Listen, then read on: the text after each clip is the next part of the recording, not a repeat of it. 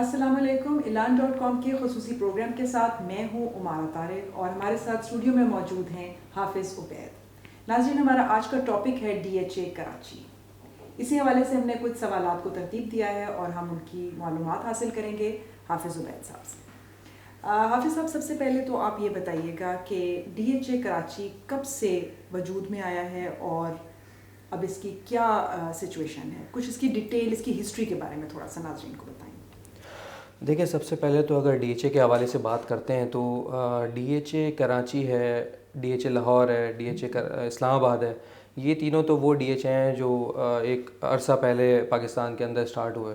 तो आज ऑब्वियसली हम स्पेसिफ़िकली डीएचए कराची के हवाले से अगर बात करते हैं तो डीएचए कराची का जो एक टोटल रकबा है, टोटल लैंड एरिया है, वो तकरीबन है 8838 एकड़्स, यानी कि 8838 एकड़्स के ऊपर ये बेस कर रहा है डीएचए कराची। और इसके अंदर ज़ाहिर है 8 फेजेज़ हैं। तो ऑब्वियसली ये जो इतना बड़ा एक शहर आबाद हुआ हुआ है डीएचए का, तो वो फेजेज़ वाइज डिवाइड हुआ हुआ है।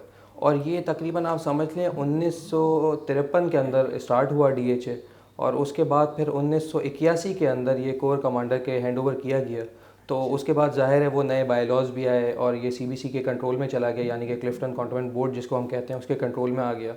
तो ये इस तरह से एक इसकी डीएचए की स्टार्टिंग हुई थी। इस हवाले से तो हम ये कह सकते हैं कि इसको ऑलमोस्ट DHA कराची को बने हुए अब तकरीबन 70 साल बिल्कुल ऐसे ही हो है, गए। बिल्कुल ऐसे ही है। तो हाफिज़ साहब, ये बताएं कि ये जो इतना पुराना, मैं कहूँगी हमारा और सबसे पहले बना हुआ प्रोजेक्ट है DHA कराची, अब इसके अंदर कौन कौन से फेजेस हैं जो अपने बाइंग और सेल्स के हवाले से और रेंटल के हवाले से ज़्यादा पॉपुलर हैं लोगों के लिए। आपका बहुत अच्छा सवाल है। अगर हम सेल्स के हवाले से बात करें, जो लोगों की सबसे ज़्यादा प्रेफरेंस रही है डीएचए के अंदर, वो सबसे ज़्यादा फ़ेज़ 8 में रही है। क्यों, उसका रीज़न है, वो रीज़न आपको बाद में बताता हूँ। थोड़ा सा मैं आपको ग्राफ के तौर पे शो करना चाहूँगा कि सबसे ज़्यादा जो लोगों की प्रेफरेंस रही वो फ़ेज़ 8 में रही। उसके बाद सेकंड जो लोगों की प्रेफरेंस रही वो फ़ेज़ 6 में रही। उसके बाद फ़ेज़ 5 में रही। फिर 7 एक्सटेंशन में काफ़ी प्रेफरेंस लोगों की रही है। साथ साथ फिर फ़ेज़ 4 के अंदर रही है। तो ये कुछ 4-5 फेजेज़ हैं जिसमें लोगों की एक टर्न बाय टर्न बेसिकली इन लोगों की प्रेफरेंस रही है। तो फ़ेज़ 8 में जो सबसे ज़्यादा प्रेफरेंस रही है उसका एक रीज़न है। उसका रीज़न ये है कि फ़ेज़ 8 एक तो सबसे एंड में लॉन्च हुआ ऑब्वियसली, और आज से अगर 20 साल पहले बात करें तो बिल्कुल ही जंगल था उस वक्त। लेकिन आज अगर आप जाके फ़ेज़ 8 को विज़िट करते हैं तो काफ़ी हद तक वो डेवलप हुआ हुआ है। और मज़े की बात है कि फ़ेज़ 8 एक तो लोगों की प्रेफरेंस क्यों रहा, उसका रीज़न है। उसका रीज़न ये है कि एक तो लोकेशन उसकी बहुत खूबसूरत है, वो डायरेक्टली लिंक करता है आपके सी से भी ज़ाहिर है। और फ़ेज़ 8 बड़ा भी बहुत है। दूसरा ये कि जो इसकी उसकी बात करते हैं कि इसके अंदर कमर्शियल प्रोजेक्ट्स बहुत सारे आ रहे हैं। कमर्शियल प्रोजेक्ट्स के अंदर आप बात कर सकते हैं कि इमार आपका फ़ेज़ 8 के अंदर है। इंटरनेशनल बिल्कुल प्रोजेक्ट। एग्जैक्टली ऐसा ही है। इमार आपका फ़ेज़ 8 के अंदर आता है। साथ में आपका जो द प्लेस मॉल है वो फ़ेज़ 8 के अंदर है। अभी नया मॉल एक लॉन्च होने जा रहा है फ़ेज़ 8 के अंदर। साथ साथ इमार के साथ एक नया प्रोजेक्ट मार्केट के अंदर आ रहा है। तो काफ़ी ज़्यादा जो नई डेवलपमेंट है वो फ़ेज़ 8 के अंदर देखी गई है। आपका क्रीक विस्टा फ़ेज़ 8 के अंदर है। साथ में सामने द आर्केडियंस जो AKD ग्रुप का प्रोजेक्ट है। तो मैं ये समझता हूँ कि इस फेज़ का यही रीज़न है मेन, जिसकी वजह से लोगों की ज़्यादा प्रेफरेंस रही है। और देखें ना, नई जब भी कोई चीज़ आती है शहर में, चाहे वो सस्ती हो या महंगी हो, लोगों के लिए अपॉर्चुनिटीज़ खुलती हैं। तो जब फ़ेज़ 8 मार्केट में नया आया, ऑब्वियसली फ़ेज़ 7 के बाद फ़ेज़ 8 जब नया आया, तो ऑलरेडी आपके पिछले 6-7 जो फ़ेज़ थे वो आबाद थे काफ़ी हद तक। जब फ़ेज़ 8 नया आया तो लोगों के लिए अपॉर्चुनिटीज़ यहाँ पर खुली। तो इस वजह से यहाँ पर बाइंग भी हुई है, लोगों की प्रेफरेंस भी रही है कुछ प्रीवियस ईयर्स के अंदर फ़ेज़ 8 को लेके। Since it is the poshest sector and facing towards, most of the houses are facing towards the sea, तो ये एक बहुत बड़ा इस फेज़ 8 को DHA में ये हासिल है इम्पोर्टेंस के। इसकी वजह से इसके अंदर बहुत ज़्यादा लोगों ने इसको सेल्स के हवाले से देखा है पिछले कुछ सालों में। अच्छा, साथ ही आप ये बताइएगा कि देखिए, अब हर जो है शख्स वो इतना फाइनेंशियली या उस एतबार से इतना स्ट्रॉन्ग नहीं होता कि जो पॉशेस्ट सेक्टर को अप्रोच कर सके बाइंग के हवाले से। और कराची जैसे आपको पता है कि इट्स अ मेट्रोपॉलिटन सिटी, तो रेंटल के एतबार से आप क्या कहते हैं कि क्या वो भी फ़ेज़ 8 ही को इतनी इंपॉर्टेंस हासिल है, या हमारे पास DHA में और कोई ऐसे सेक्टर्स हैं जो रेंटल के एतबार से नहीं ज़्यादा नहीं, बिल्कुल ऐसा ही है। बहुत मज़े का सवाल है आपका कि इसमें अगर आप देखें थोड़ा सा ग्रोथ को लेके मार्केट की, तो फ़ेज़ 8 में रेंटल इतना ज़्यादा प्रेफरेंस लोगों की नहीं थी। द रीज़न इज़ के देखें, एक तो ये कि ये over the past few years ये बिल्कुल एंड में जाके बना है, तो वहाँ पर आबादी भी कम है। दूसरा ये कि थोड़ा सा अगर देखा जाए तो शहर से थोड़ा सा फार है। और सबसे बड़ा जो मेन एक रीज़न है जो लोग इतना ज़्यादा प्रेफरेंस नहीं देते फेज़ 8 को रेंटल के हवाले से, कि यहाँ पर कमर्शियल मार्केट बहुत कम है, ना होने के बराबर है। तो अगर रेंटल के हवाले से मैं बात करूँ तो फेज़ 6 में सबसे ज़्यादा लोगों की प्रेफरेंस रही है अकॉर्डिंग टू प्रीवियस ग्रोथ।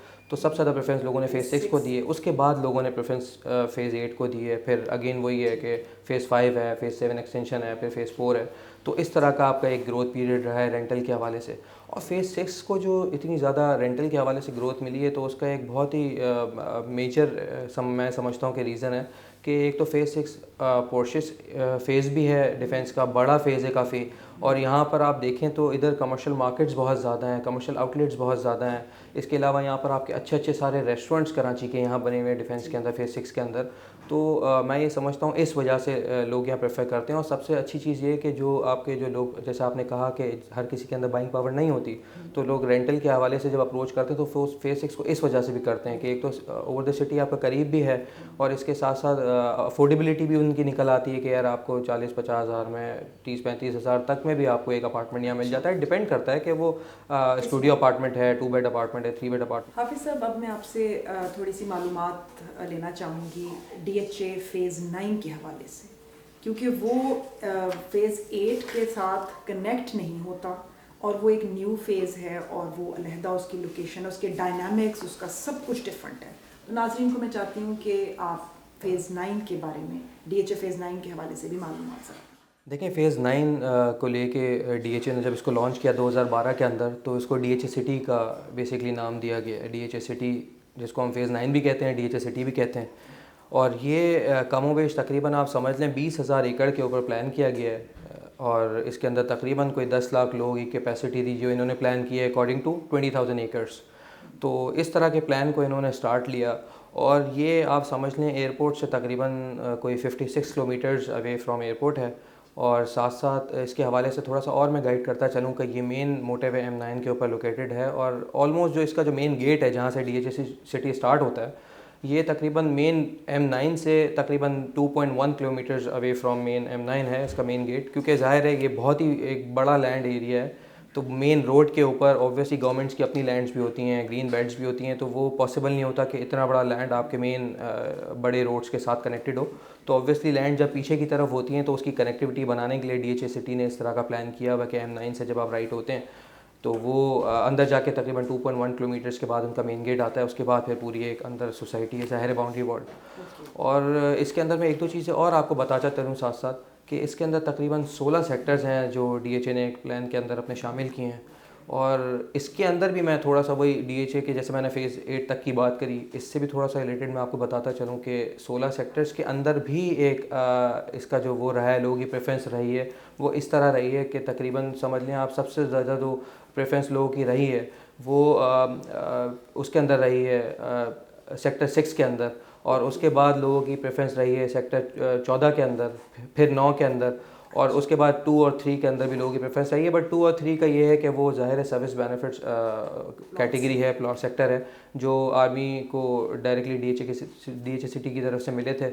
तो वो इस तरह इन्होंने थोड़ा सा डिवीज़न उसका बनाया हुआ है। और देखें ना, बात अगर DHA सिटी फ़ेज़ 9 की मैं करता हूँ तो ये स्पेसिफिकली एक पूरा एक शहर है। जैसे हम बात करते हैं ना city with in a city, ये एक वो वाला पोर्शन है कि मतलब 20,000 एकड़, इट्स अ ह्यूज लैंड। बिल्कुल बिल्कुल। तो उसके ऊपर ये पूरा एक प्लान आउट किया गया है। तो ये तो अभी इसके अंदर काफ़ी साल लगने हैं बनते इवन आप अभी भी जाके विज़िट करते हैं तो एक बहुत अच्छी उसके अंदर प्लानिंग चल रही है। आप जाएंगे तो आपको समझ भी आएगा कि यार किस तरह से प्लान आउट किए। मैं वहाँ पर बहुत अच्छे अच्छे फार्म हाउसेस बनाए हैं DHA ने, जहाँ पर लोग वीकली बेसिस पे जाके एज अ वेकेशन वहाँ पर स्पेंड करते हैं। तो मैं ये समझता हूँ कि एक अच्छा इनिशिएटिव था DHA की तरफ से। तो इस वजह से लोगों की प्रेफरेंस है कि यार फ्यूचर इन्वेस्टमेंट के तौर पे लोग DHA फ़ेज़ 9 को प्रेफर करते हैं, DHA सिटी को प्रेफर करते हैं बेसिकली। ठीक है, हाफिज़ साहब ये बताइएगा कि जैसे हम देखते हैं DHA कराची, बहुत से लोगों की जो है वो प्रेफरेंस होती है कि उनका अपना घर हो या रेंटल हो या इवन ऑफिसेज, और उस हवाले से भी लोग देखते हैं। और इसी तरह भी इन्होंने 2,000 एकड़ पे, जिस तरह आप कह रहे हैं, सॉरी 20,000 एकड़ के ऊपर, जिस तरह आपने कहा है कि इन्होंने DCK को किए हाईवे के ऊपर, और एयरपोर्ट से I think it is almost 56 kilometres distance. तो वहाँ की जो आबादी, क्या वो कराची के लोकल्स के लिए है, वहाँ का जो ज़्यादातर लोग जाएंगे, या हमारे उस एरिया में जो बाहर के मुल्क के लोग हैं, जो फॉरेन डायस्पोरा है, वो भी वहाँ पर इन्वेस्ट कर सकते हैं। उनके लिए डीएचए कराची या फेज़ 9 इन दोनों में से क्या आप समझते हैं कि बेहतर है इन्वेस्टमेंट के देखिए लिहाज इस वक्त की अगर मैं बात करूं करंट सिचुएशन के ऊपर, तो बाइंग ओवर द वर्ल्ड हुई है, ठीक है ना। ऐसा नहीं है कि सिर्फ लोकल्स यहाँ मौजूद हैं या सिर्फ ओवरसीज़ हैं, ऐसा नहीं है। यहाँ पर लोकल जो हमारे सिटीजन्स हैं उन्होंने भी बाइंग की है, और ओवरसीज़ पाकिस्तानीज़ भी जो इसमें इन्वॉल्व हैं जिन्होंने बाइंग की हुई है। मतलब पूरे वर्ल्ड के अंदर जहाँ जहाँ आपके ओवरसीज़ पाकिस्तानीज़ मौजूद हैं उन्होंने बाइंग की है डीएचए के अंदर। लेकिन जो ओवरसीज़ की अगर मैं बात करूँ, तो ओवरसीज़ तो इसलिए बाइंग कर रहे थे कि उनको पता है कि आज नहीं तो कल मैंने अगर 8 साल बाद 10 साल बाद भी मैंने अगर वहाँ पाकिस्तान आना है, तो उनके पास एक ना एक अपना घर होना चाहिए। तो यहाँ पर इन्वेस्ट करने का मकसद ये होता है कि आपको एक इंस्टॉलमेंट प्लान के ऊपर एक चीज़ मिल जाती है, ठीक है, सारी चीज़ें हैं। और ऑब्वियसली बात है, डीएचए के कंट्रोल में अगर एक चीज़ हो तो लोग वैसे भी प्रेफर करते हैं कि यार डीएचए के हाथ में सारी चीज़ें, क्योंकि डीएचए के एग्जैक्टली बायलॉज बहुत अच्छे हैं इनके, और सिक्योरिटी के हवाले से ज़ाहिर है लोग प्रेफर करते हैं। और साथ साथ अगर लोकल की बात करूँ तो देखें, लोकल को तो वैसे भी आपको इन्वेस्टमेंट के लिए कुछ ना कुछ चाहिए होता है। और मज़े की बात ये कि डीएचए का एक अगर कोई जो डीएचए के अंदर लोकेटेड लोग हैं, वो अगर आप उनसे बात करें इन्वेस्टमेंट की, तो वो कभी भी हाईवे पे, जौहर में, गुलशन में, इस तरह के एरियाज़ में नॉर्मली अपना अमाउंट स्पेंड नहीं करते। वो प्रेफर करते हैं कि यार अगर मैं डीएचए में रहता हूँ तो डीएचए से रिलेटेड ही कोई ऐसी मुझे इन्वेस्टमेंट ऑप्शन मिले जहाँ पर मैं उस अपॉर्चुनिटी को अवेल करूँ। तो ज़ाहिर है इनका जो एक इनिशिएटिव था डीएचए का कि फेज़ 9 को इन्होंने लॉन्च किया हाईवे के ऊपर गेटेड कम्युनिटी के तौर पर सिक्योरिटी के साथ, तो फिर डीएचए वाले भी इस चीज़ को प्रेफर करते हैं। तो वहाँ पर भी आपके core commander, army person, rangers, army, मतलब हर तरह का वहाँ पर आप समझ लें वहाँ पर लोग मौजूद हैं जिन्होंने यहाँ पर इन्वेस्ट किया हुआ है। हाफिज़ साहब, आपका बहुत शुक्रिया हमारे नाजरीन को डीएचए कराची से इतनी डिटेल मालूमात देने का। नाजरीन, आप अपने सवालात हमारे इनबॉक्स में कीजिए ताकि हम अपना अगला प्रोग्राम मज़ीद डिटेल के साथ तैयार करें और पर सेक्टर वाइज आपको हम मालूमात दे सकें डीएचए कराची के हवाले से। तब तक के लिए इजाज़त दीजिए। अल्लाह हाफिज़।